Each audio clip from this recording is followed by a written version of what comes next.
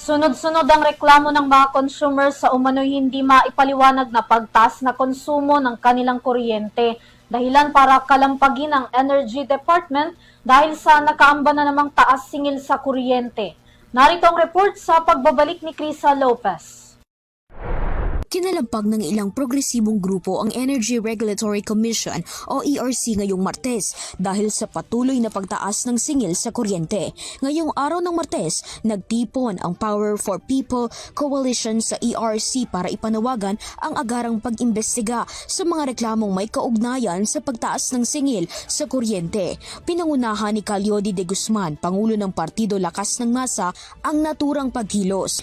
Simple lang anya ang kanilang nais. Yan ay gampanan ng ERC ang tungkulin nitong protektahan ang mga Pilipino sa mapang-abusong singil sa kuryente. Kung matatandaan daw, 3 buwan na rin nagpapatupad ang electricity provider ng Meralco ng pagtaas sa singil ng kuryente. Ngunit hindi naman tumataas ang sweldo ng mga manggagawa. Naming gagampanan ng ERC yung kanyang tungkulin na mag-regulate at monitor ang galaw ng Meralco.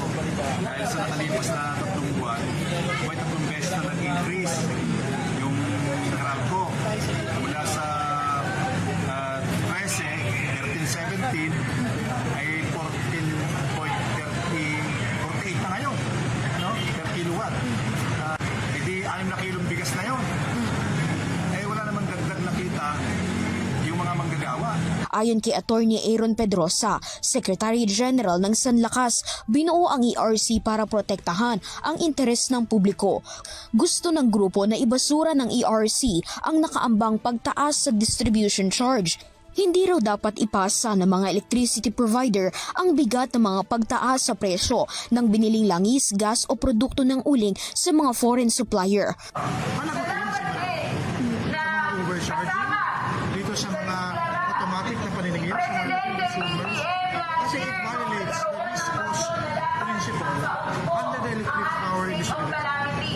Giit ni Attorney Pedrosa, posibleng maharap sa kasong administratibo at kriminal ang mga abusadong electric provider.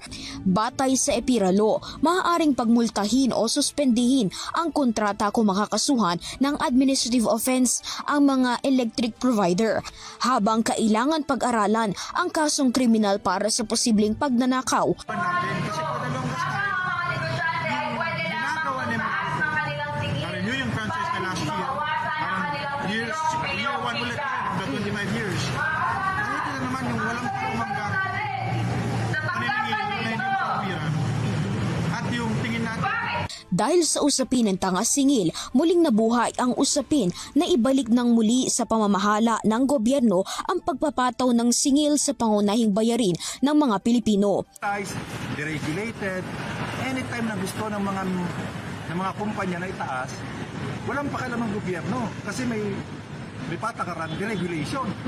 Pero yung pagtaas ng pamasa ng sweldo, deregulated. Dagdag ni Calyodi, bagamat ipapatupad ang aumento na 85 pesos sa sahod ng mga manggagawa, magmumuka umanong walang saysay ang taas sa sweldo kung patuloy naman napapahirapan ang mga minimum wage earner sa mataas na singil sa kuryente at tubig. Pero bibigyan ka ng 85, kaya malayo. Tapos 2 bigay pa. Para sa Euro TV News, Crisa Lopez, sumasaludo sa bawat Pilipino.